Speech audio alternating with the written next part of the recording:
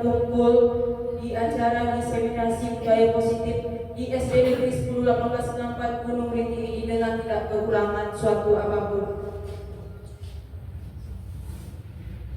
Saya Ani Bionika Putarian sebagai moderator.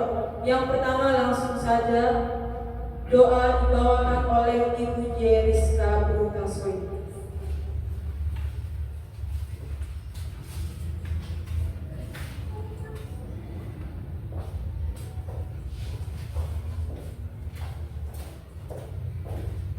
Mari kita berdoa memberi kepercayaan kita masing-masing. Bapa yang baik dalam kerajaan surga, terima kasih Tuhan atas berkat dan perlindungan kepada kami pada hari ini, sehingga kami dapat berkumpul di tempat ini untuk kegiatan diseminatif budaya positif. Kau yang berkati kami Bapa, baik narasumber, moderator dan kami juga di tempat ini. Semoga seminar kami ini berjalan dengan lancar. Kami serahkan kepada tangan-Mu saja Tuhan. Di dalam nama Yesus kami berdoa dan mengucap syukur. Haleluya. Amin.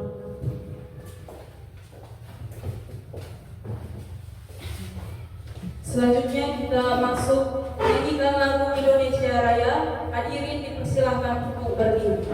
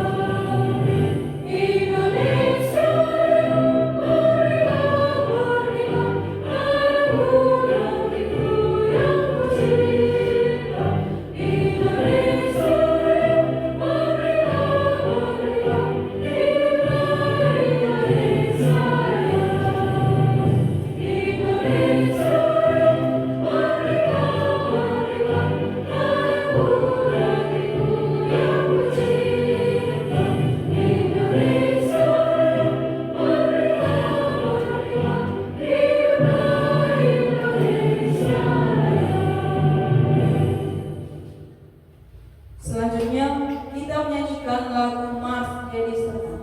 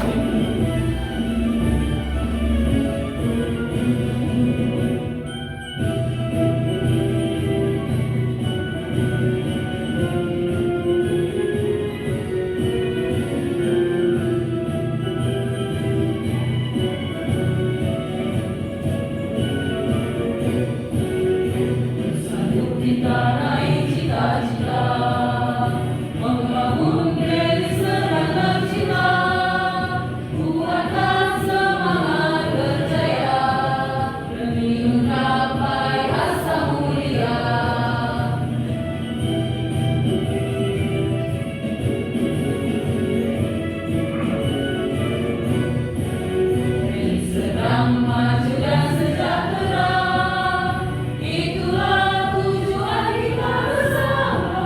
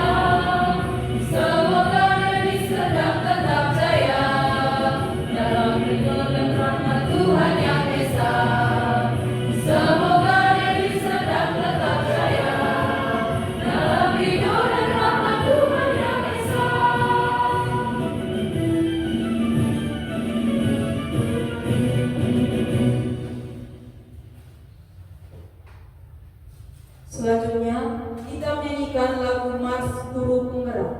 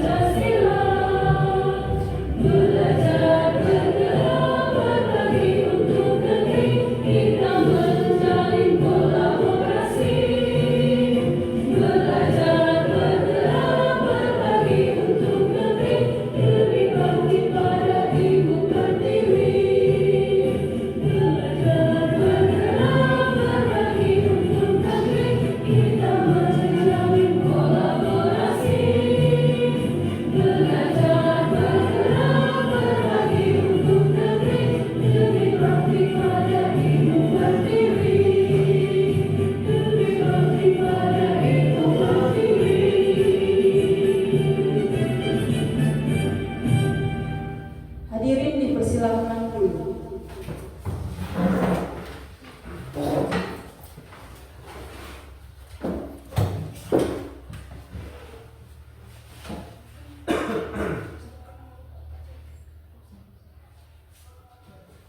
Selanjutnya, kata sambutan dari Bapak Kepala Sekolah. Kepada Bapak Kepala Sekolah kami persilahkan.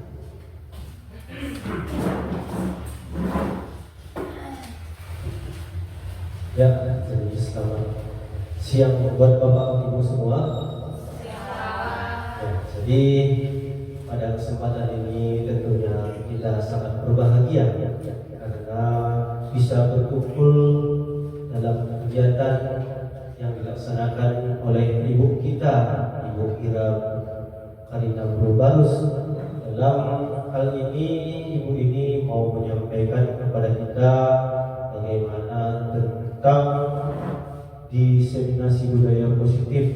Nah, jadi pada kesempatan ini juga kita sebagai warga SD 10/18/64 bangga kepada Ibu ini karena bisa menjadi perwakilan kita di dalam pembelajaran dan menjadi perwakilan untuk menjadi seorang guru penggerak. Jadi dalam kesempatan berikutnya kita berharap supaya semuanya proses yang dijalani oleh Ibu ini dapat berjalan dengan baik dan lancar. Tentunya juga kita sebagai teman sejawat kita juga harus mendukung, dan sebagai pimpinan juga sebagai kepala sekolah akan mendukung Ibu Karina di dalam semua kebutuhan pembelajarannya. Kita juga berdoa bersama-sama supaya kita juga sehat, ya. Jadi Ibu Karina juga semangat, sehat di dalam pekerjaannya supaya berhasil, dan materi pada kali ini dapat menjadi arah yang penting dan dapat menjadi materi yang baru yang memberikan nilai positif bagi kita semua. Jadi cukup sekian yang dapat saya sampaikan. Terima kasih. Salam sejahtera bagi kita semua.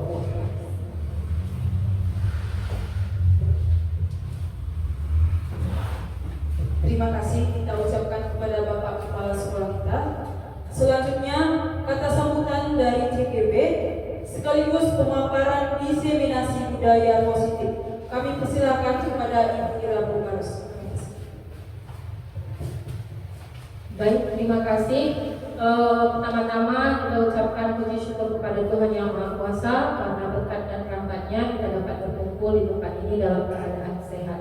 Selamat siang Bapak Ibu sekalian. Perkenalkan, nama saya Ira Karina Burubarus, CGP Angkatan 10 Deli Serdang. Hari ini saya ingin mengimbaskan diseminasi budaya positif di sekolah kita di SDN 101864 Gunung Rinting. Apa itu budaya positif? Mari kita lihat. Budaya positif merupakan perwujudan dari nilai-nilai atau keyakinan universal yang diterapkan di sekolah. Budaya positif muncul dari pembiasaan-pembiasaan positif yang dilakukan secara konsisten.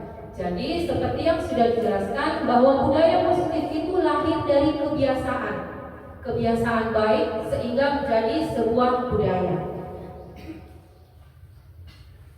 Nah, contoh budaya positif yang sudah kita laksanakan, mungkin kan selama ini kita sudah membuat, tapi kita belum tahu apa sih sebenarnya yang sudah kami lakukan. Contoh budaya positif yang sudah kita terapkan di sekolah ini seperti adanya makan sarapan bersama setiap Jumat pertama setiap bulan. Nah, salah satu budaya positif di mana kita meminta anak-anak untuk membawa bekal sarapan sehat. Kemudian ada hari Kamis religi, di mana setiap hari Kamis pagi kita membuat seperti keagamaan, acara keagamaan untuk murid-murid kita yang kita langsung ajarkan melalui guru agama masing-masing.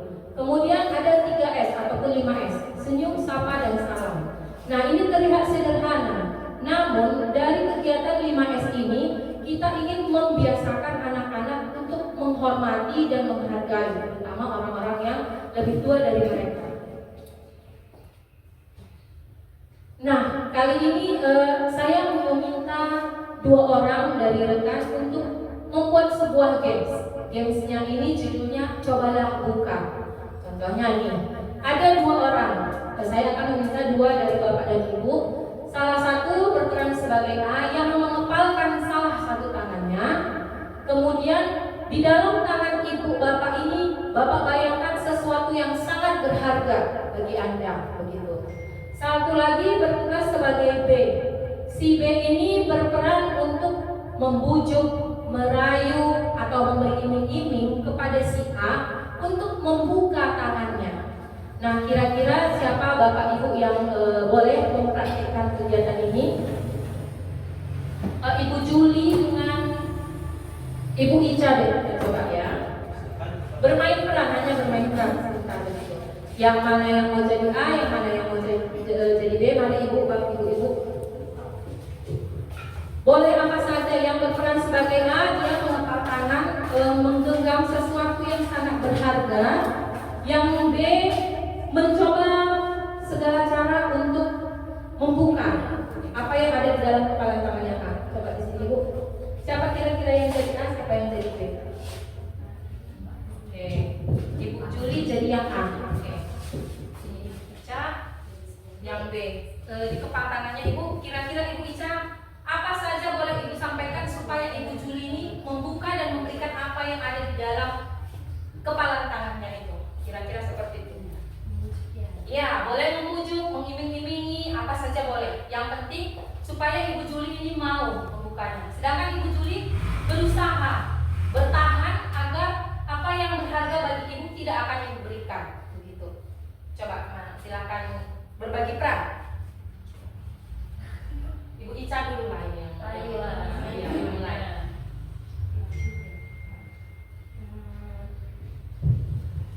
Ibu Juli,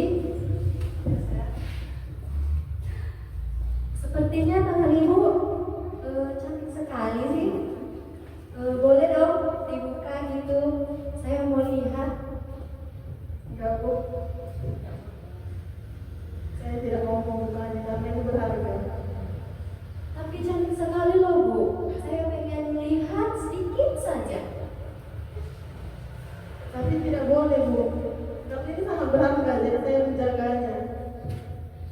saja Ibu, tidak akan terlihat semuanya.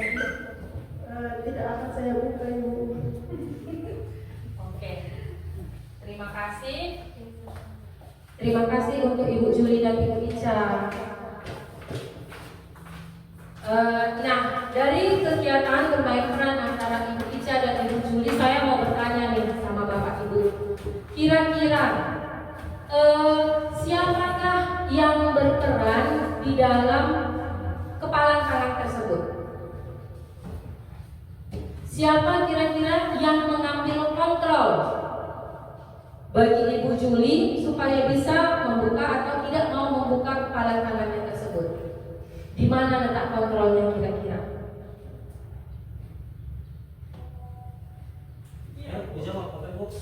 Pada Ibu Juli sendiri, benar. Karena semua kan itu tergantung pada Ibu Juli kan. Dia mau membuka atau tidak, itu kontrolnya ada pada dirinya.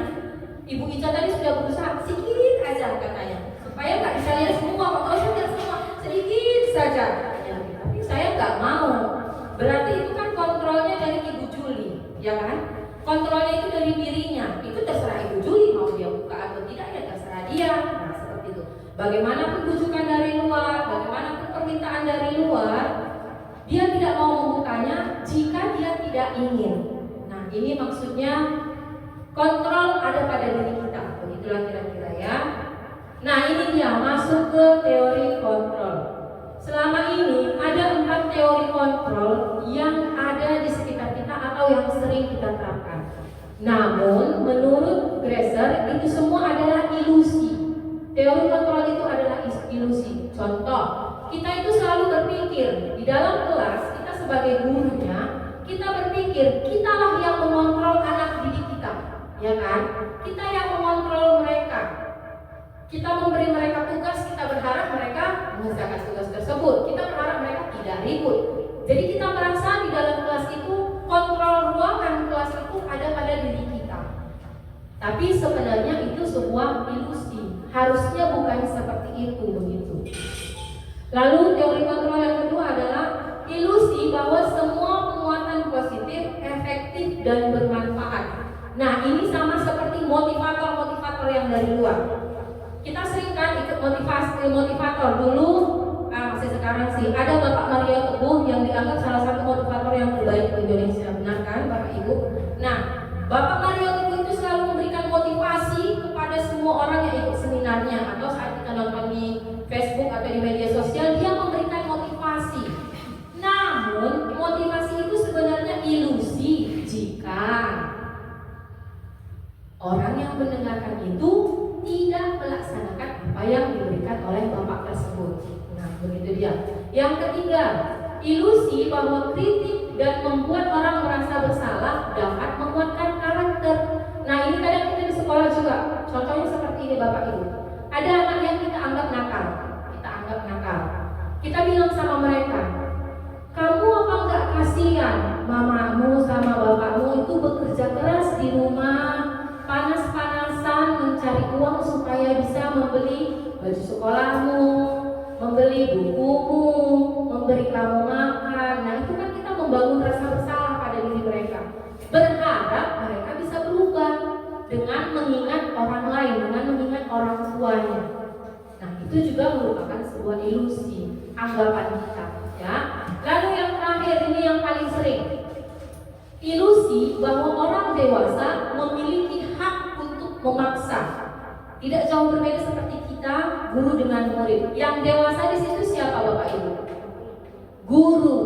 Makanya kita berpendapat karena kita orang dewasa. Begitu juga kalau kita di rumah sebagai orang tua atau sebagai kakak. Aku kan kakaknya, bisalah kamu saya suruh-suruh. Ya, orang tua juga begitu. Saya orang tuamu, jadi kamu berhak saya suruh untuk melakukan sesuatu. Harusnya bukan seperti itu, ya Bapak Ibu. Ini adalah ilusi teori kontrol. Nah, dari teori kontrol itu sekarang harus diubah, perubahan paradigma teori kontrol. Teori kontrol ini diubah berdasarkan beberapa hal. Yang pertama, nih, realitas atau kebutuhan. Dalam teori stimulus respon, kita menganggap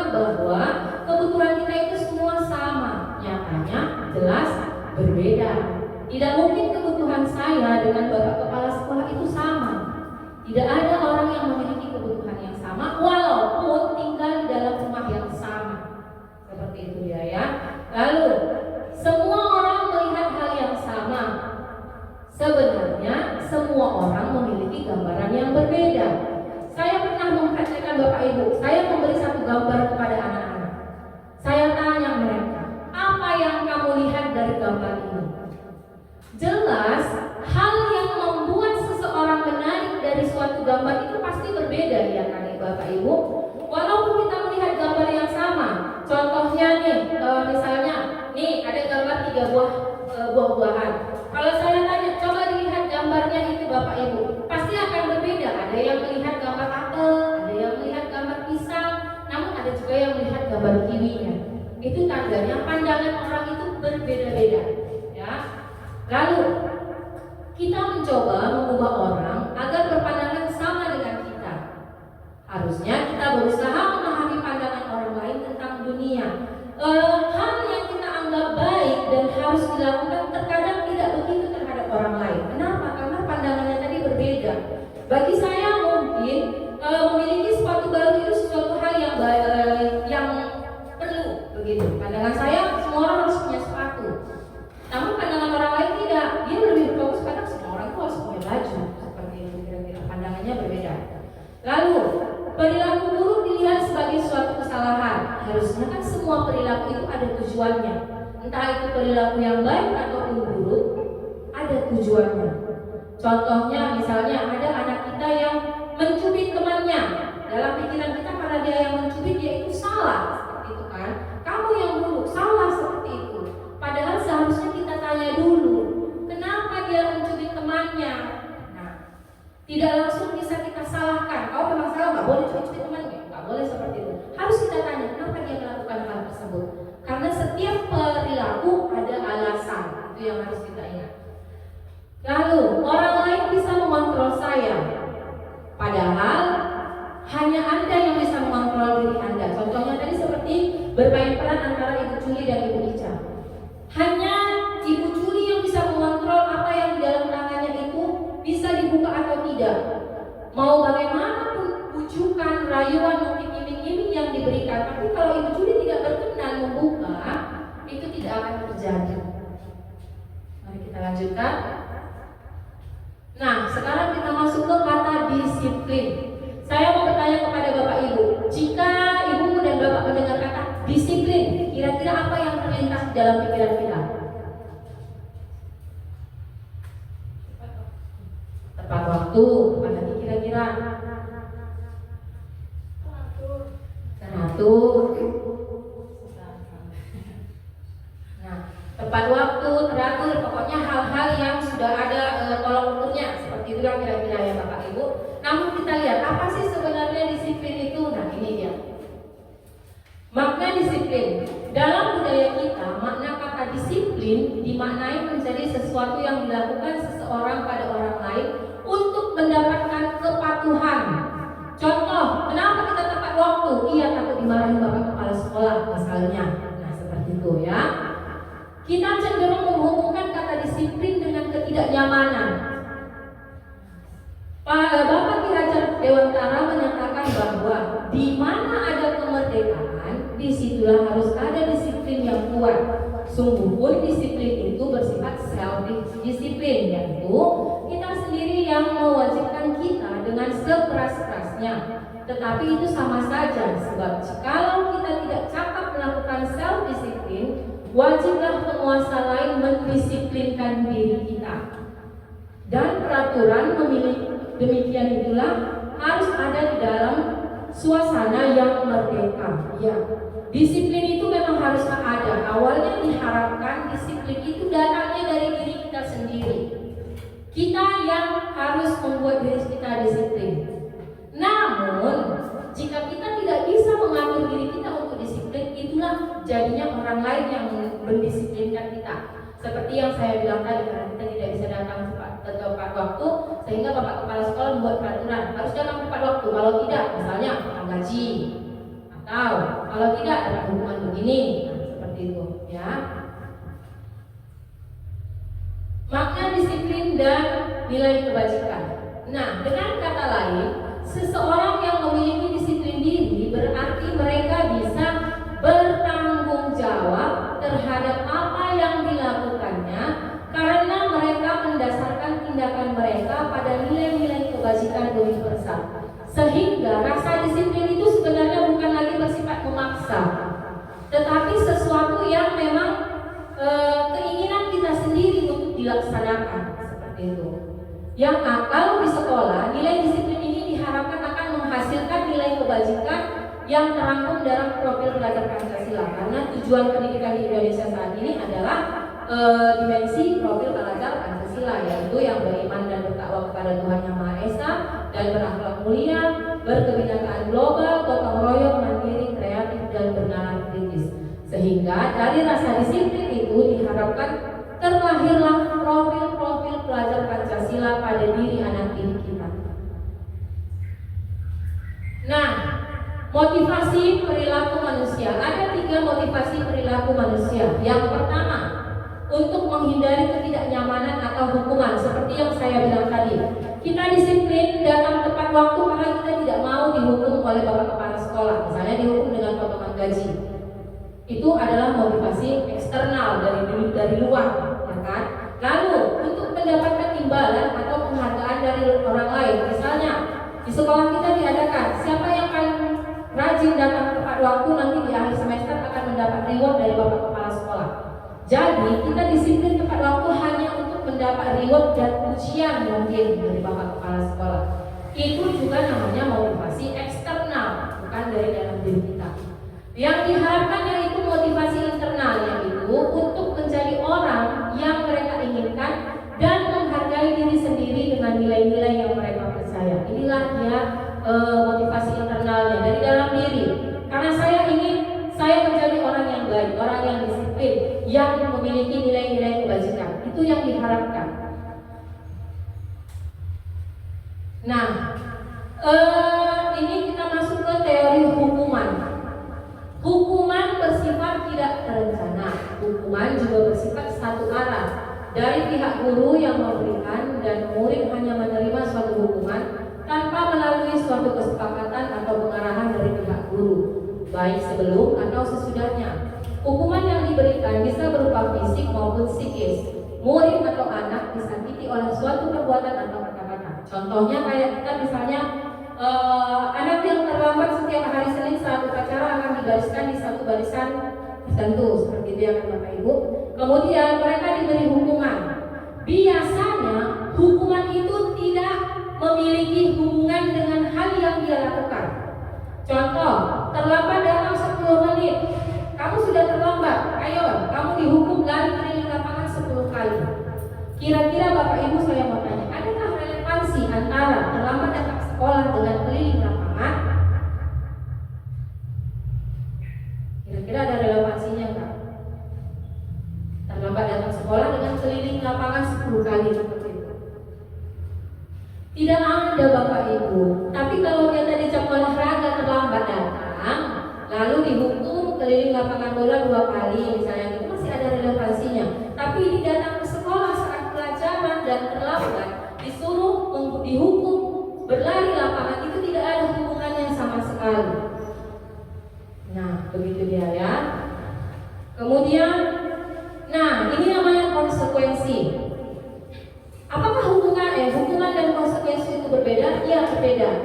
Konsekuensi itu sudah terencana atau sudah disepakati, sudah dibahas dan disetujui oleh murid dan guru. Umumnya bentuk-bentuk konsekuensi dibuat oleh pihak guru dan murid sudah mengetahui sebelumnya konsekuensi yang akan diterima bila ada pelanggaran. Pada konsekuensi, murid tetap dibuat tidak nyaman untuk jangka waktu pendek. Konsekuensi biasanya diberikan berdasarkan suatu data yang umumnya dapat diukur. Misalnya, setelah 3 kali tugasnya tidak diselesaikan pada batas waktu yang diberikan, atau murid melakukan kegiatan di luar kegiatan pembelajaran, misalnya mengobrol, maka murid tersebut akan kehilangan waktu bermain dan harus menyelesaikan tugas karena ketertinggalannya. Peraturan dan konsekuensi yang mengikuti ini sudah diketahui. Nah, kalau konsekuensi ini seperti hukuman, namun memiliki relevansi dengan apa yang sudah dia kerjakan. Seperti tadi dia bilang, dia terlambat masuk ke dalam kelas selama 15 menit. Jadi untuk menutupi 15 menit keterlambatannya, dia harus keluar istirahat 15 menit lebih lama untuk belajar kembali dari teman-temannya. Nah, itu masih berrelevansi. Terlambat pembelajaran, jadi pembelajarannya ditambah, begitu dia ya. Nah, ini yang terakhir adalah restitusi. Nah, kalau hukuman dan konsekuensi itu tadi datangnya dari peraturan, restitusi ini proses menciptakan kondisi bagi murid untuk memperbaiki kesalahan mereka. sehingga mereka bisa kembali pada kelompok mereka dengan karakter yang lebih kuat. Restitusi juga merupakan proses kolaboratif yang mengajarkan murid untuk mencari solusi untuk masalah mereka dan membantu murid berpikir tentang orang seperti apa yang mereka inginkan dan bagaimana mereka harus memperlakukan orang lain. Pada restitusi ini kita tidak menghakimi, namun kita bertanya pada mereka, kenapa mereka melakukan kesalahan. Kita tidak menghukum, tidak membuat mereka merasa bersalah, namun kita membantu mereka untuk kembali ke jalur yang benar. Seperti itu dia kira-kira ya Bapak Ibu. Nah, ini salah satu sebenarnya yang membuat saya sedikit tercengang ketika belajar tentang ini, yaitu tentang dihukum oleh penghargaan. Bagi kita selama ini penghargaan itu bagus, ya kan Bapak Ibu? Contoh juara kelas atau juara-juara di tempat yang lain. Sebenarnya berdasarkan hukum restitusi itu salah, tidak baik. Coba kita lihat. Penghargaan ini akan memiliki pengaruh jangka pendek. Maksudnya adalah hanya ketika kita memberikan penghargaan mereka mau melakukan sesuatu. Misalnya, coba dikerjakan tugasnya, nanti ibu beli nilai A. Berarti mereka melakukan tugas hanya untuk nilainya. Begitu kita tidak memberi sesuatu kepada mereka, atau misalnya nanti kalau bagus pelajarannya, ibu kasih permen. Motivasinya hanya untuk mendapatkan permen. Nah, kalau tidak dikasih permen ya mereka tidak mau lagi belajar. Itu maksudnya. Kemudian penghargaan itu tidak efektif. Hampir sama seperti yang pertama. Karena ada sesuatu baru mereka mau mengerjakannya. Lalu penghargaan merusak hubungan. Kira-kira ada nggak yang pernah mengalami ini? Penghargaan merusak hubungan. Ini banyak sebenarnya terjadi di sekolah. Ya. Contohnya seperti ini. Aku juara 1, jadi aku hanya mau bergaul dengan orang-orang yang juara. Orang-orang yang tidak juara saya tidak mau berteman. Kamu kan tidak selevel dengan saya. Begitu dia maksudnya. Itulah maksudnya penghargaan yang merusak hubungan. Kemudian penghargaan menurunkan kualitas. Bagaimana maksudnya menurunkan kualitas? Iya, karena kalau tidak diberi penghargaan, mereka tidak mau lagi melakukan hal-hal tersebut, begitu. Tidak mau lagi berjuang untuk belajar, tidak mau lagi memberikan yang terbaik bagi dirinya. Begitu. Lalu penghargaan mematikan kreativitas. Setelah hal sesuatu mereka capai, terkadang mereka tidak mau lagi melakukan lebih dari apa yang mereka miliki. Tidak mau berusaha, itu maksudnya ya. Nah, ini yang terakhir adalah penghargaan yang menghukum. Bagaimana mungkin penghargaan itu bisa menghukum? Kemarin waktu di ruang kolaborasi, ada seorang teman saya bercerita tentang anaknya Bapak Ibu. Anaknya ini ikut lomba menggambar. Gambarnya bagus, bagus sekali. Di sekolahnya dia ikut lomba menggambar. Kemudian ketika pengumuman pemenang, si anak ini hanya dapat juara 2. Bagi kita orang tua itu sudah hebat ya kan. Bagi kita orang tua sudah dapat nilai aja sudah bagus. Apalagi sekarang dia mau ikut aja kita sudah senang untuk menimbulkan rasa percaya diri. Namun pada si anak, karena selama ini dia selalu dapat juara 1 katanya, waktu di sekolah anak ini masih senang dapat juara 2, dikasih penghargaan. Sampai di rumah piala dan hadiah-hadiahnya tadi dilempar. Ibunya kaget. Loh, kenapa kamu itu barang-barang dapat dilempar hasil penghargaannya? Iya Bu, saya rasa tadi gambar saya lebih bagus daripada yang juara 1. Nah, jadi bagi dirinya dia dapat juara itu suatu hukuman, karena dia berharap selama ini dia juara 1, saat itu juga dia berharap dia menjadi juara 1. Ketika nilainya turun, penghargaannya turun, dia merasa itu suatu hukuman pada dirinya. Kenapa aku gak juara 1? Kok seperti itu? Gitu. Nah, ini banyak terjadi. Banyak sekali terjadi di anak-anak karena mereka sudah langsung berekspektasi lebih dari dirinya. Dia menganggap dirinya itu sudah hebat, sudah jago. Jadi tidak ada yang lebih dari dia. Ketika masuk ke dunia persaingan, pesaingnya lebih tinggi dari dia langsung merendah diri. Nah, dia merasa berarti aku masih kurang lagi terus belajar. Kenapa aku tadi tidak juara 1? Seperti itu. Bahkan di kelas juga bisa seperti itu. juara 3. Dia lemas. Aku cuma juara 3. Padahal bagi kita orang tua itu udah sesuatu yang bagus. Tapi bagi mereka itu hukuman. Lalu kemudian merupakan motivasi eksternal. Nah, seperti yang saya bilang tadi, seseorang ingin melakukan yang terbaik karena ada yang ingin dicapai, misalnya mendapatkan penghargaan juara 1, atau supaya bisa dapat hadiah yang ini. Bahkan terkadang kita orang tua sendiri yang menciptakan ini. Nanti kalau kamu juara 1, mama bawa kamu pergi ke kolam renang. Nanti kalau juara 1 kita pergi jalan-jalan ke Parapan. Nah, itu kan hanya iming-iming. Jadi dia mau juara 1 supaya bisa jalan-jalan. Ya, itu maksudnya motivasi eksternal. Saya juga ini kemarin agak tercengang.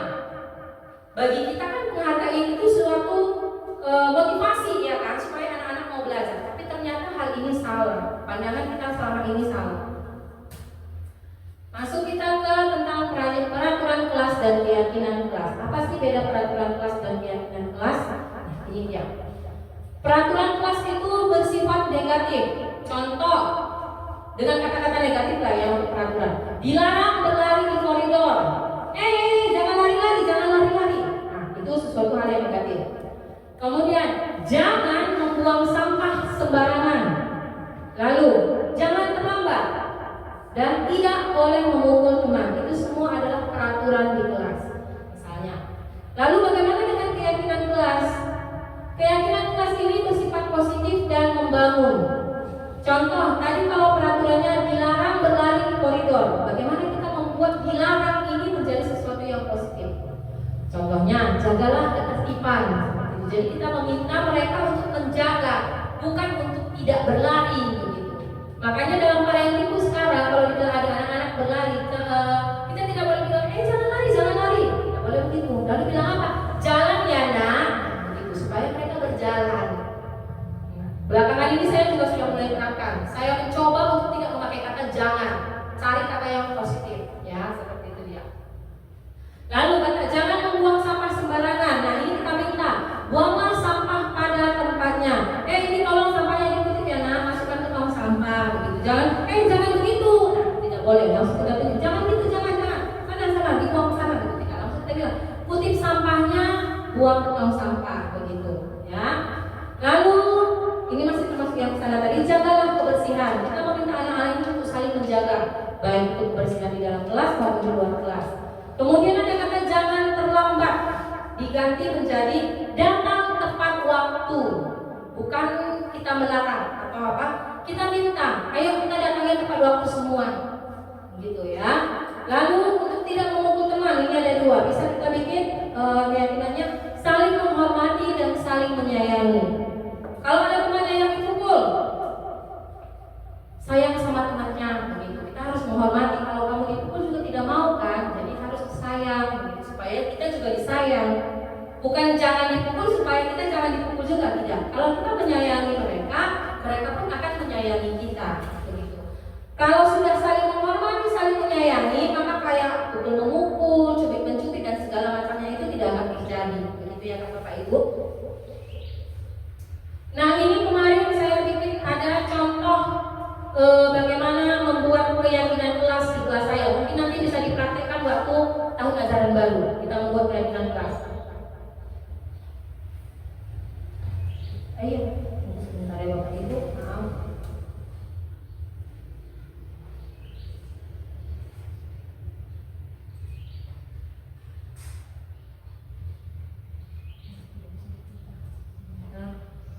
Boleh minum dulu Pak Ibu.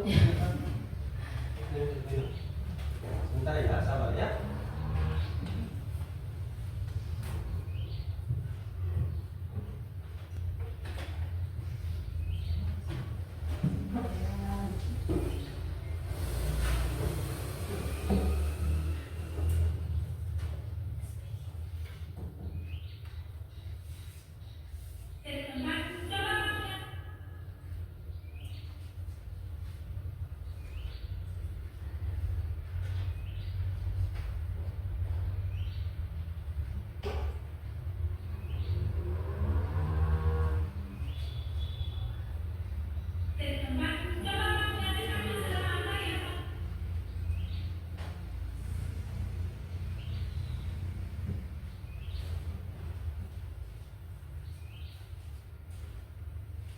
Silakan Bapak, masuk. Masuk Bapak. Baik.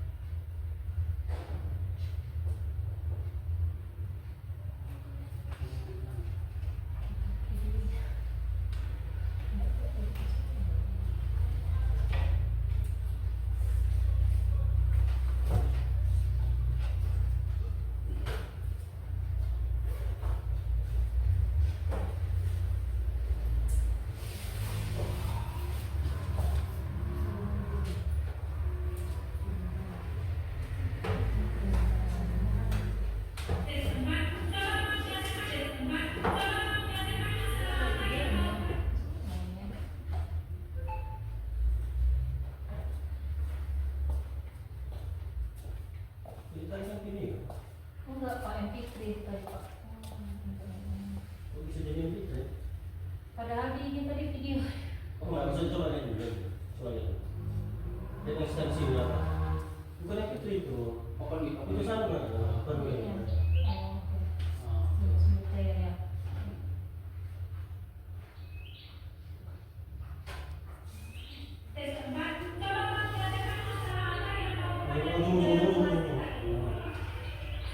Nah, ini kemarin praktik membuat keyakinan kelas 4 ya. Karena saya tidak punya sticky note kemarin itu Bapak Ibu, jadi pertama saya suruh anak-anak itu membuat masalah apa yang timbul di dalam kelas kita itu. Mereka tuliskan dalam sebuah kertas. Lalu untuk mengklasifikasikannya, saya meminta anak-anak membacakan. Saya tanya satu-satu gitu.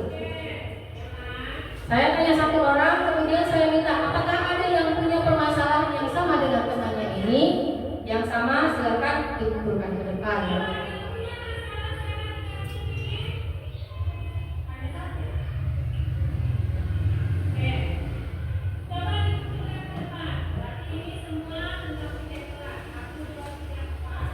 Yang pertama permasalahan yang timbul adalah temannya tidak piket, jadi piketnya mungkin hanya 1-2 orang. Nah, begitu.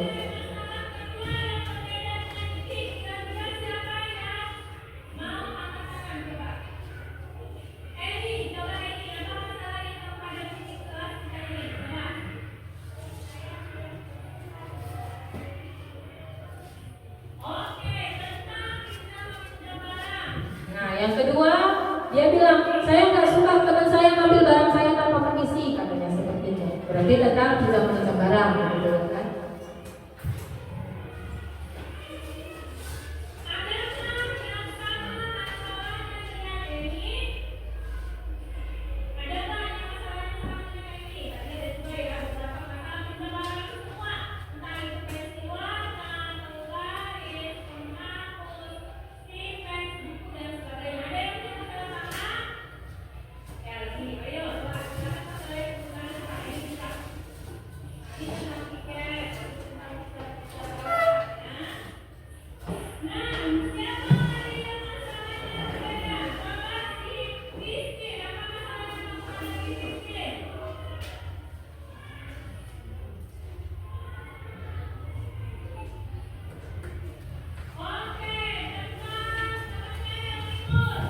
Nah, masalah ketiga yang timbul yaitu teman saya ribut nih, saya terganggu belajar. Seperti itu.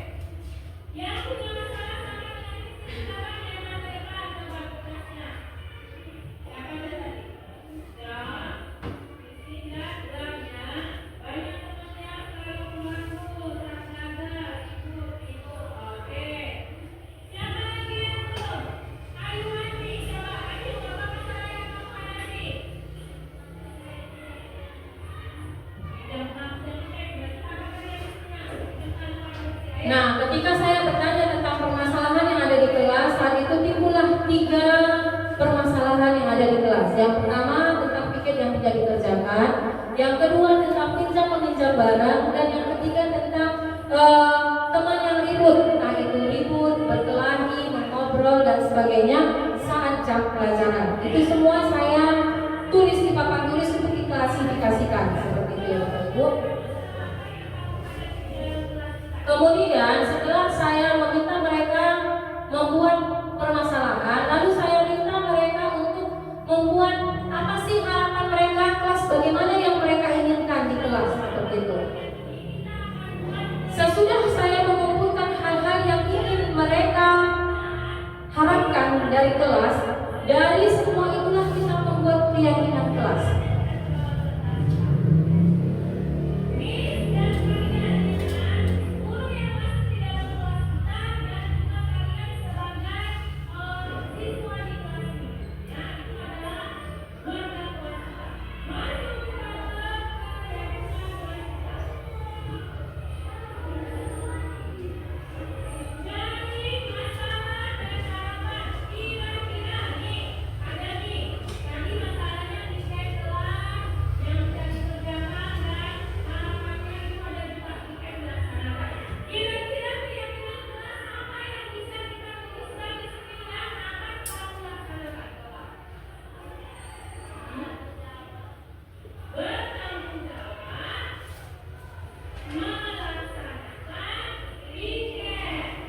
Dari permasalahan pertama, teman-teman yang tidak piket, kami membuat sebuah keyakinan kelas, yaitu bertanggung jawab melaksanakan piket. Jadi kita harap anak-anak itu bertanggung jawab dengan tugasnya, entah itu piket kelas ataupun piket lapangan.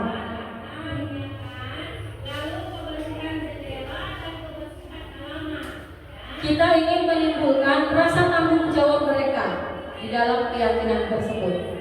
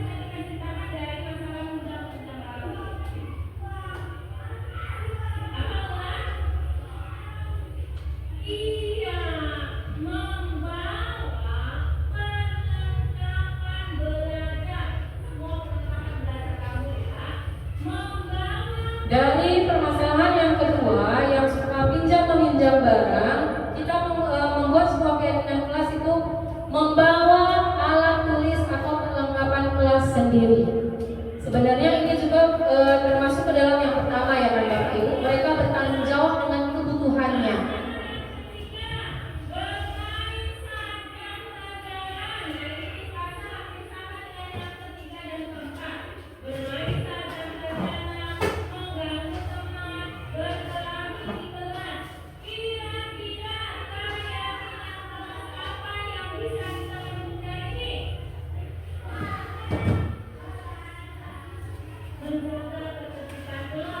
Nah, dari permasalahan yang ketiga, dari teman yang mengganggu, membuat keributan dan sebagainya, kita ciptakan satu keyakinan kelas, yaitu menjaga ketertiban kelas.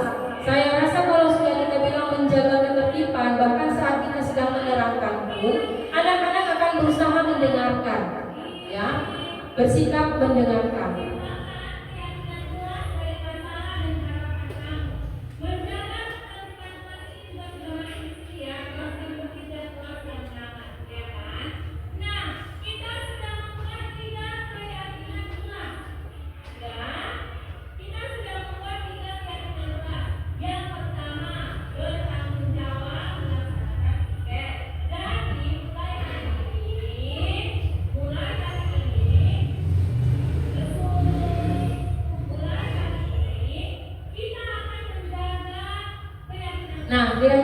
seperti itulah Bapak Ibu proses untuk membuat keyakinan kelas. Kita tanya dan kita diskusikan kepada anak-anak. Keyakinan kelas itu bertindak bukan hanya kita sebagai guru, namun lahir dari anak-anak didik kita. Seperti itu kira-kira.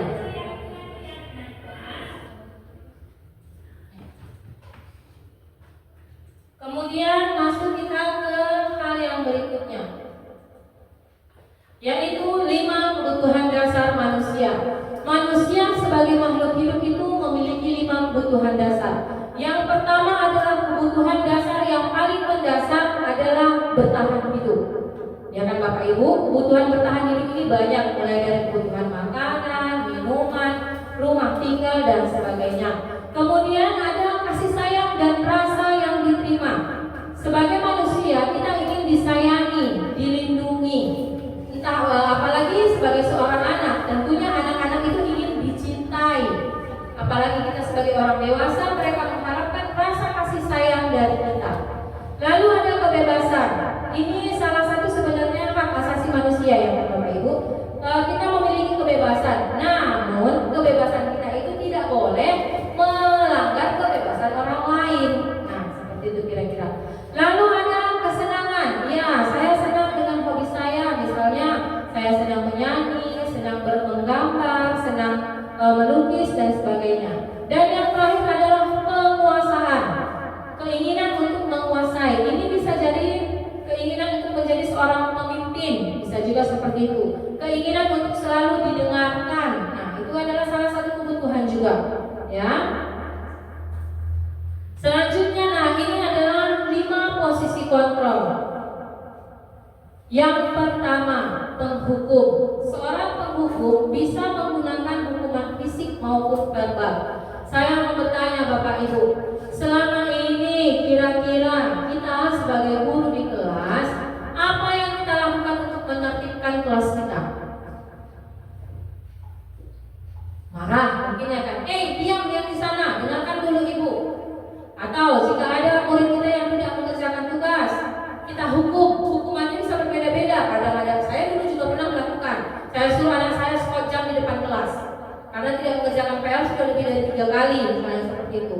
Hari ini tidak dikerjakan, semalam tidak dikerjakan, 2 hari yang lalu juga tidak dikerjakan, maka hari ini saya putuskan hukumannya skot jam. Lalu posisi kontrol yang kedua adalah membuat orang merasa bersalah. Biasanya guru akan bersuara lebih lembut, seperti yang saya paparkan tadi. Kamu gak kasihan ya lihat mama sama bapak udah panas-panasan bekerja untuk menghasilkan uang untuk memenuhi kebutuhanmu. Nah begitu. Biasanya kita memberi dengan nada yang lembut namun hampir seperti memelas. Lalu posisi kontrol yang kedua adalah teman. Guru pada posisi ini tidak akan menyakiti murid, namun akan tetap berupaya mengontrol murid melalui persuasi. Ini contohnya pernah juga sih saya praktekkan ketika saya menghadiri sebuah lokakarya. Jadi untuk anak-anak di kelas saya bilang, Miss besok tidak datang, jadi Miss minta tolong ya sama kalian jangan ribut besok ya nak. Begitu. Itu salah satu contoh posisi kontrol sebagai seorang teman. Kita minta meminta anak-anak itu sebagai seorang teman. Lalu ada sebagai monitor atau pemantau yang bertindak mengawasi. Bisa juga sebagai menyuruh-nyuruh, coba kamu kerjakan yang ini, kamu ambil yang itu. Nah itu salah satu pekerjaan sebagai pemantau. Yang kelima adalah manajer. Respon yang menunjukkan tanggung jawab guru dalam posisi terakhir. Manajer adalah posisi mentor di mana guru berbuat sesuatu bersama dengan murid, mempersilahkan murid mempertanggungjawabkan perilakunya, mendukung murid agar dapat menemukan solusi atas permasalahannya sendiri.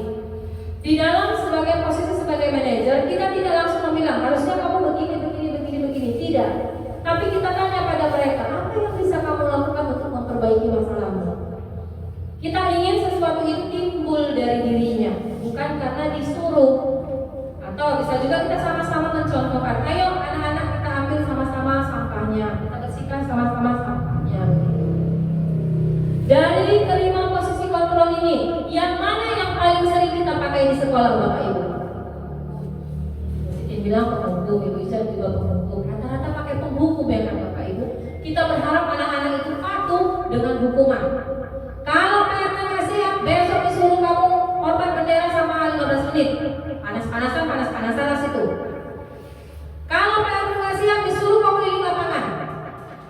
menghukum. Seperti yang saya bilang, hukuman tidak ada relasinya dengan pelajaran biasanya. Nah, karena kita sudah tahu kelima posisi kontrol ini, Bapak Ibu, posisi yang diharapkan kita laksanakan di dalam kelas kita yaitu posisi yang kelima, manajer. Jadi tidak hanya sekedar marah-marah, bentak atau segala macam. Saya dulu kan dikenal sebagai seorang guru yang paling cerewet di kelas di sekolah ini kalau saya tidak salah. Semua orang bilang kemiskinan datang, ayo duduk, seperti itu. Kenapa? Karena saya dulu paling sering menghukum. Hukuman bentuk fisik tidak saya pukul ya Bapak Ibu, tidak. Bukan saya pukul atau saya apa yang tidak. Biasanya saya ada di bagian membuat orang merasa bersalah. Udah Bapak mau capek, apa kerja Bapakmu? Buruh bis. Nah itulah Bapak yang buruh. Ngambil uang untuk beli tasmu aja dia harus buruh berapa hari itu supaya bisa dapat bisa beli tasmu kan. Saya biasanya ada di bagian membuat orang merasa bersalah. Tapi sepertinya itu salah. Kenapa? Setelah saya selesai berbicara, mereka tidak ingat lagi apa yang saya katakan. Mana ingatnya lagi bapaknya di rumah sama mamanya capek. Dia tidak ingat. Cuman kalau kita nasihati, ya udah dia diam aja lah, dengarkan kita seperti itu.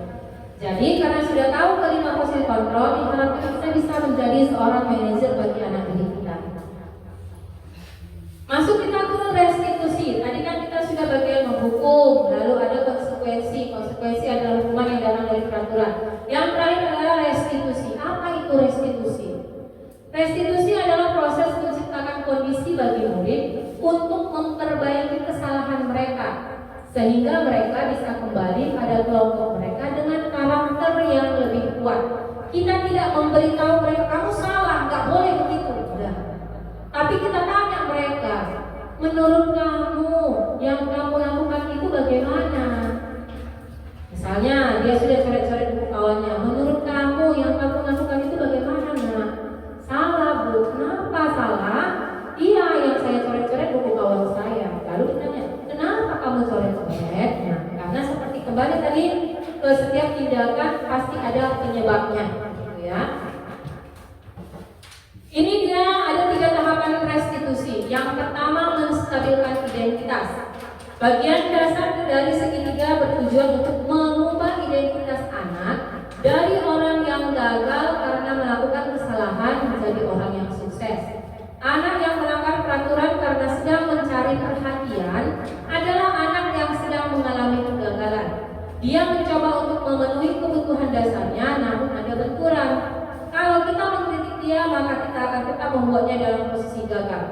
Kalau kita ingin menjadi reflektif, maka kita harus meyakinkan si anak dengan cara mengatakan kalimat-kalimat berikut. Contohnya kemarin ada anak saya di kelas itu mencoret-coret buku temannya. Saya tanya, kamu tahu nggak tadi Miss panggil kesini kenapa? Nggak tahu Miss. Oh iya, tadi ada yang bilang kamu coret-coret buku temanmu.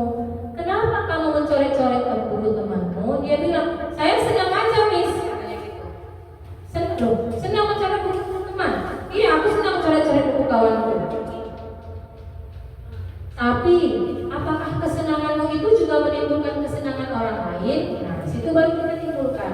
Nah, di situ saat melakukan hal tersebut, saya juga merefleksikan diri. Iya, nggak apa-apa sih mencoret-coret buku teman itu ya. Miss juga dulu pernah loh coret-coret buku teman Miss, tapi sekarang tahu itu sudah tidak benar begitu. Karena memang bisa juga bilang, ada mungkin temannya yang memukul temannya. Ya memang enggak semua orang itu pasti pernah melakukan kesalahan. Namun bedanya apa? Kita mau memperbaiki kesalahan atau tidak gitu. Jangan langsung kita bilang kamu itu salah, nggak boleh mukul kawanmu, tidak boleh. Itu dia tahapan untuk menstabilkan identitas. Masuk ke validasi tindakan yang salah. Setiap tindakan kita lakukan dengan suatu tujuan, yaitu memenuhi kebutuhan dasar. Menurut teori kontrol, semua tindakan manusia baik atau buruk pasti memiliki maksud tujuan tertentu. Nah, berikut ini adalah kata-kata yang bisa kita sampaikan kepada anak-anak untuk memvalidasi kesalahan mereka, tindakan mereka ya. Contohnya tadi buku teman yang dicoret-coret. Kamu pasti punya alasan kan kenapa coret-coret buku teman? Dia bilang iya. Kenapa? Saya mau menggambar nih. Saya suka menggambar. Jadi saya menggambar di buku teman saya, katanya seperti itu. Ya memang benar menggambar itu bagus, ya kan? Menggambar itu bagus. Hanya saja saja, tempatnya salah begitu. Atau bisa juga harusnya kalau padahal bisa juga ya kan kamu nggak cuma mencoret-coret bukunya, atau bisa sampai merobek misalnya begitu, tapi tidak kamu lakukan. Itu adalah beberapa kalimat yang bisa kita lakukan sebagai validasi tindakan yang salah. Nah, yang terakhir yaitu teori kontrol menyatakan bahwa kita pada dasarnya termotivasi secara internal. Ketika identitas sukses telah tercapai dan tingkah laku yang salah telah divalidasi, maka anak akan siap untuk dihubungkan dengan nilai-nilai yang dia percaya dan berpindah menjadi orang yang dia inginkan. Pertanyaan di bawah ini menghubungkan keyakinan anak dengan keyakinan kelas atau keluarga. Misalnya, apa yang kita percaya sebagai kelas ataupun keluarga, apa nilai umum yang telah disepakati, apa bayangan kita tentang kelas yang ideal, mau menjadi orang seperti apa. Nah, seperti itu tadi dia bilang mencoret-coret untuk temannya. Setelah dia tahu tindakannya salah, misalnya saya tanya kembali, kamu masih ingat nggak keyakinan kelas kita? Masih, Miss. Apa saja? Melaksanakan piket, menjaga kebersihan, menjaga ketertiban. Nah, saat kamu mencoret buku temanmu, yang mana dari keyakinan kelas itu yang kamu langgar? Menjaga ketertiban, Miss, katanya. Nah, kalau sudah seperti itu, kamu tahu sudah melanggar keyakinan kelas. Untuk itu, Miss minta kedepannya kamu jaga ketertiban kelas kita, tidak boleh mencoret-coret buku teman. Menggambar itu bagus, nah, tapi kira-kira menggambar yang benar itu di mana? Saya bilang seperti itu. Di buku gambar, Miss. Nah, kapan mau kamu mulai untuk tidak melakukan hal yang sama? Nanti sampai rumah saya langsung beli buku gambar saya lagi, saya menggambar di buku gambar saja. Baik, berarti kamu sudah tahu apa yang harus kamu lakukan. Nah, begitu. Itulah tahapan yang terakhir dari segitiga restitusi. Nah, ini kemarin saya juga sudah melakukan contoh tahapan restitusi yang saya lakukan di kelas.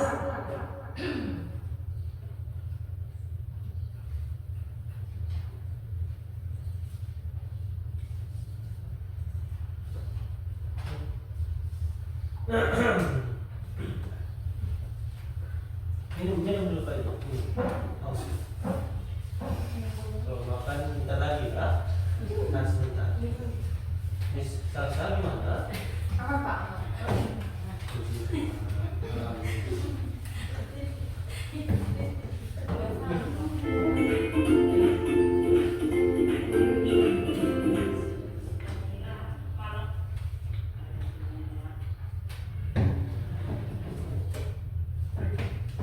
Itu kan kenal saya di Bali.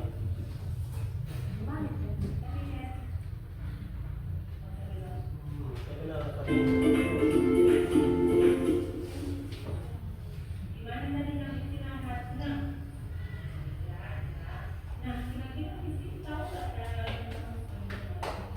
dari skenario nya coba dulu. Dari skenario Pak.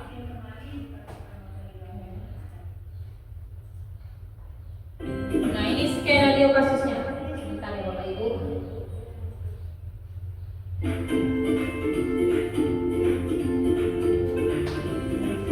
Ini Visti tidak melaksanakan keyakinan kelas tidak piket.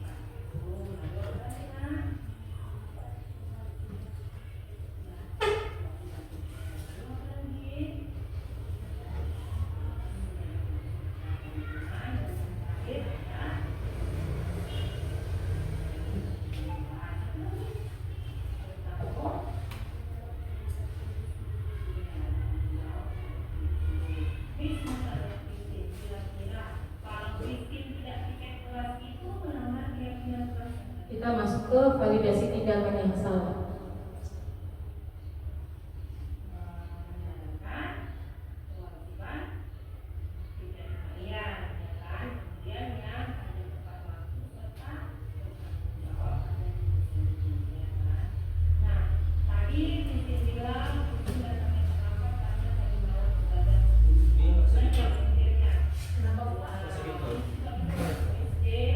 Panasan dia Pak.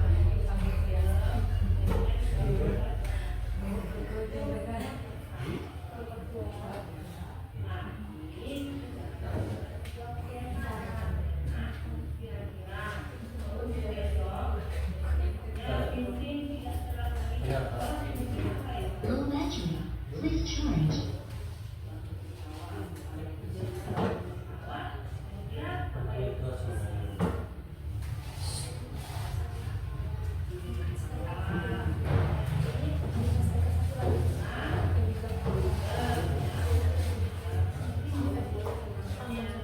Low battery. Please charge.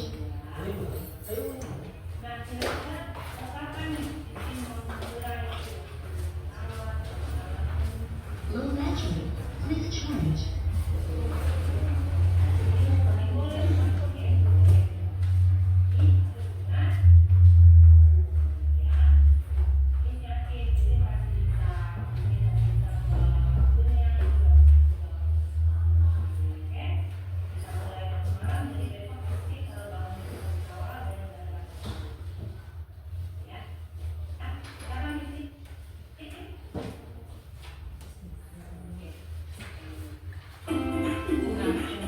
Ini masuk ke kasus yang kedua.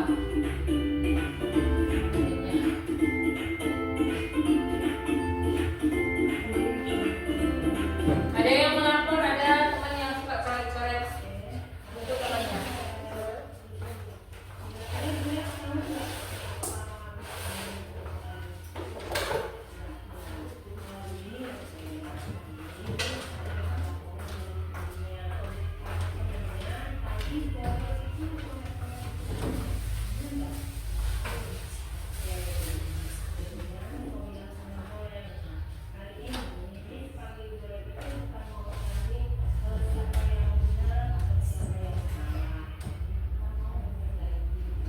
Bluetooth mode.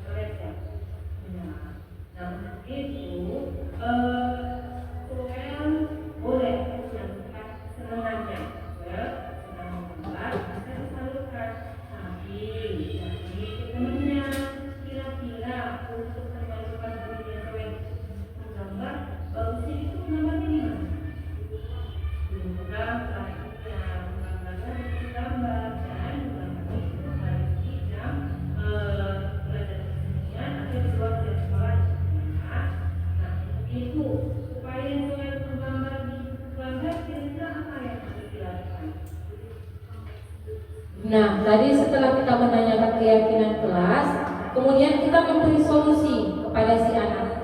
Solusinya ini memang kita pancing dari dirinya, kira-kira apa yang bisa kita lakukan dari keinginannya, sama seperti yang kita sebutkan tadi. tadi, setiap tindakan itu ada penyebabnya.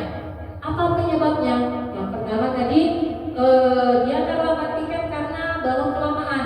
Tadi malam saya begadang main game miss katanya. Berarti itu penyebab dia tidak terlambat datang ke sekolah. Kemudian yang kedua, kenapa kamu mencoret-coret buku teman? Iya, saya senang menggambar miss. Hanya saja penyaluran bakat menggambarnya di tempatnya salah. Begitu kira-kira ya Bapak Ibu. Nah, itulah dia Bapak Ibu pemaparan saya tentang diseminasi budaya positif di sekolah kita. Untuk itu jika ada pertanyaan dari Bapak dan Ibu guru, saya persilakan di bagian mana yang ingin dipertanyakan. Ya, Bapak Ibu silahkan, ada yang bertanya, boleh. Ada Miss Anita?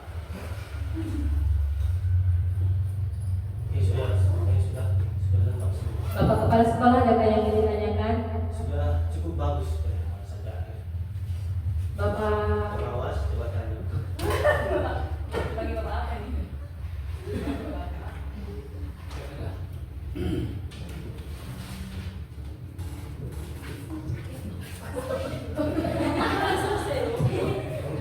ada pertanyaan dari Bapak? Baik, terima kasih atas pertanyaan.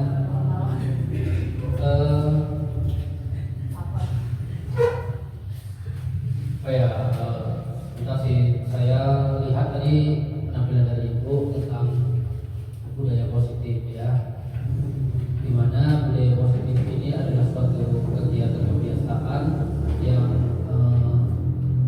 seyogianya dan seharusnya itu memang dilakukan aktivitas sehari-hari di sekolah. Nah, namun pada prakteknya kadang kita tidak menyadari bahwasanya kegiatan budaya positif itu rutin kita lakukan, tapi kita tidak tahu maknanya apa. Dengan Ibu sampaikan diseminasi ini mungkin membuka wawasan kami khususnya guru-guru di SD 10/64 ini untuk mengetahui lebih dalam tentang budaya positif itu sendiri. Nah, yang mau saya tanyakan ini izin Ibu Ira terkait dengan diseminasi budaya positif yang Ibu sajikan. Nah, tadi ada sebuah kasus ya. Coba Bu di videonya tadi saya mau ingin lihat lagi kembali setelah Kasus yang video apa, Pak? yang segitiga restitusi. Ya. Mana Ibu J? Sanggupan. Sebentar ya.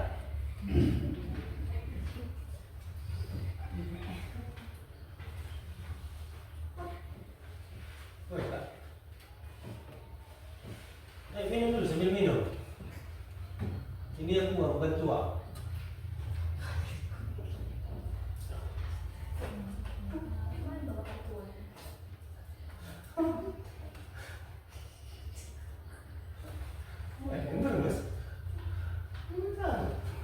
Yang mana Oke, ini Pak? ya, Yang perempuan siap, apa yang yang perempuan? Tadi yang laki memang saya tidak ada lihat ya, tapi yang perempuan nanti nanti. Oke, nah ini kasus di mana Ibu angkat tentang siswa yang terlambat dan tiket kelas yang terlambat mengerjakan tugas tiket kelas dan mencoret-coret ya. Iya, yang laki-laki tadi mencoret. Oh, yang laki-laki mencoret, tapi yang di laki-lakinya dia tidak ada videonya, ada? Ada. Oh ada. Mungkin saya. Bintang-bintangnya. Nah, yang saya tanya begini. Ya, boleh stop dulu. Nah, ketika Ibu sajikan kasus ini, ya saya berharap kasus ini memang real gitu ya, terjadi. Identifikasi masalah juga Ibu sudah lakukan. Nah, kira-kira ini Ibu kan melakukan restitusi kepada anak. Setelah dilakukan restitusi, apa dampak perubahan yang terhadap anak? Lalu sejauh Ibu melakukan restitusi, adakah perubahan yang signifikan ataukah anak itu sudah benar-benar menyadari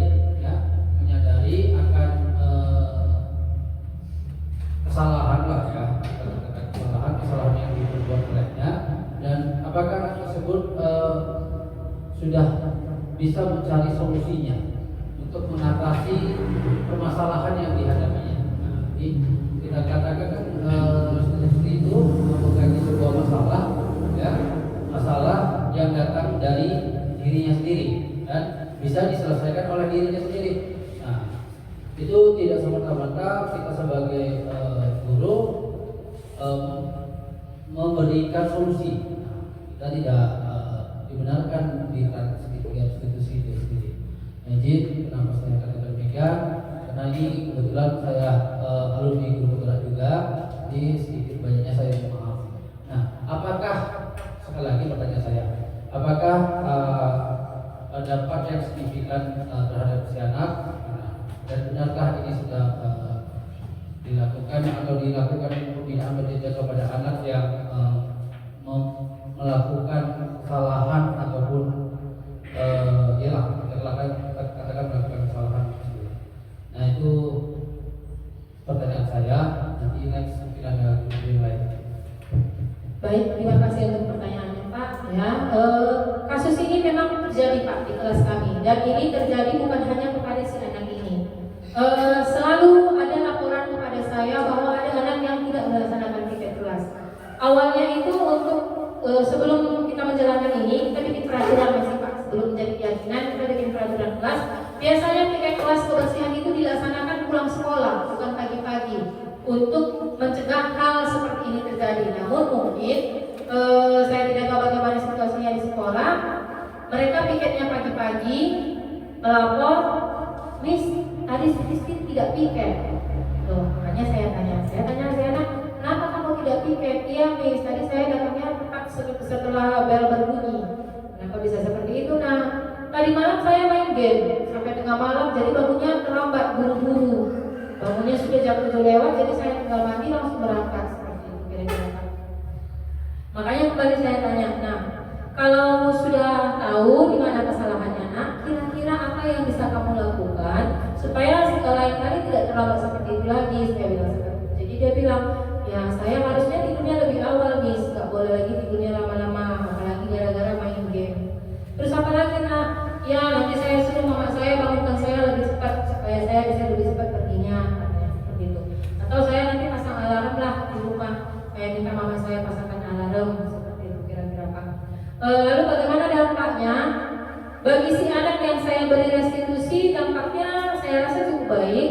Tidak ada lagi aduan dari teman-temannya kalau si anak ini tidak piket. Hanya saja akan ada tetap anak-anak yang lain mungkin 1 atau 2 kali tetap akan ada seperti itu Pak laporan. Yang saya datang, Miss, tadi saya tidak piket. Atau ketika dia tidak piket kebersihan, jadinya disodorkan piket yang lain. Misal menghapus papan tulis, misal pimpin doa. Biasanya kan kalau pimpin doa kelas itu saya suruh piket kelas. Jadi siapa hari ini pimpin doa? Nah, Siano Miss, dia tadi tidak ikut kebersihan. Nah, jadi mungkin itu seperti hukuman kali ya Pak ya, atau konsekuensi bagi si anak. Karena dia tidak piket, maka dia disuruh mengerjakan piket yang lain. Atau coba yang piket hapus papan tulisnya, kamu lah yang hapus, kamu tadi kan gak ikut kebersihan sama kami, katanya seperti itu. Jadi mereka sendiri yang akhirnya memberikan konsekuensi bagi temannya. Saya tidak pernah, kamu gak piket ya udah kamu aja yang ini, tidak. Tapi saya selalu kembalikan kepada anak-anak apa yang akan kita lakukan jika temanmu tidak melaksanakan kewajibannya sebagai warga kelas kita. Seperti itu kira-kira Pak. Oke, baik, terima kasih atas penjelasannya. Mungkin ada dari teman-teman yang lain. Satu lagi lah Bapak.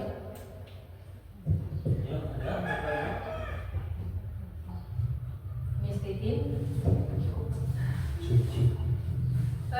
Sebenarnya ini saya rasa saya ingin menjawab pertanyaan Miss Titin dulu kan waktu beberapa hari yang lalu kalau nggak salah ya Pak. Miss Titin ini tanya, kenapa Pak kita tidak bikin juara-juara kelas lain di sekolah katanya? Apalagi ini kita mau ujian kan, nah, begitu. Ini juga untuk Bapak Ibu sekalian juga seperti yang sudah saya paparkan tadi tentang penghargaan yang hukum.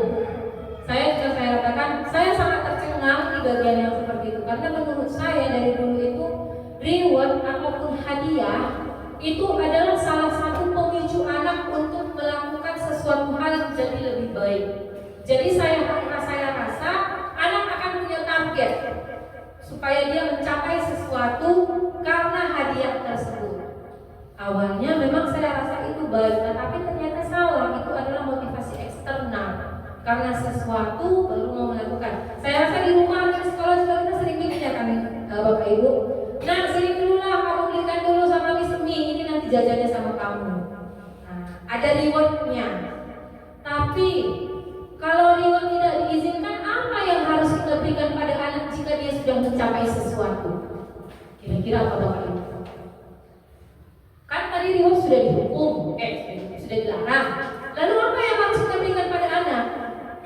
Kan dia sudah melakukan hal yang bagus.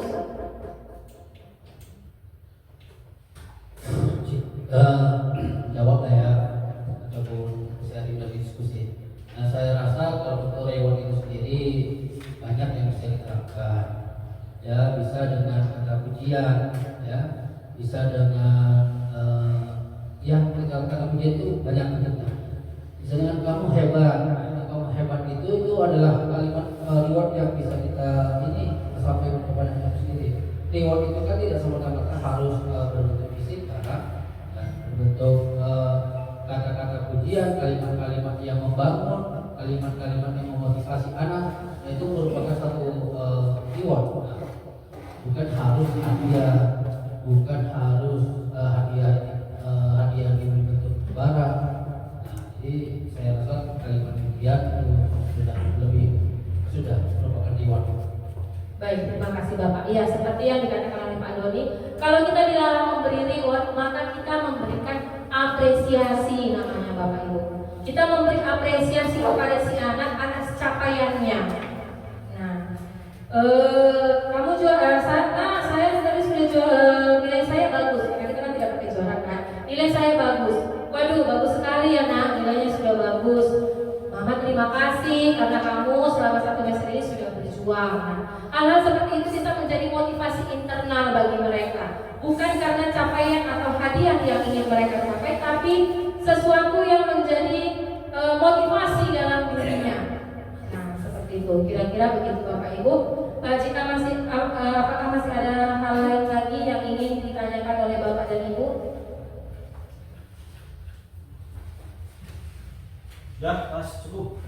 Baik, terima kasih Bapak dan Ibu atas kehadirannya di acara diseminasi budaya positif kita pada hari ini. Saya kembalikan kepada Bapak.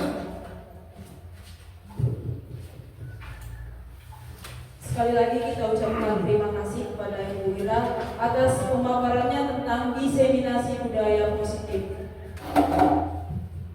Kita akhiri acara kita. Semoga apa yang dipaparkan oleh Ibu Ira dapat kita terapkan di sekolah kita dan di lingkungan sekitar kita. Kita akhiri dengan doa yang dibawakan oleh Bapak Puspita. Bapak Puspita kita persilakan. Ya, Bapak Kepala Sekolah.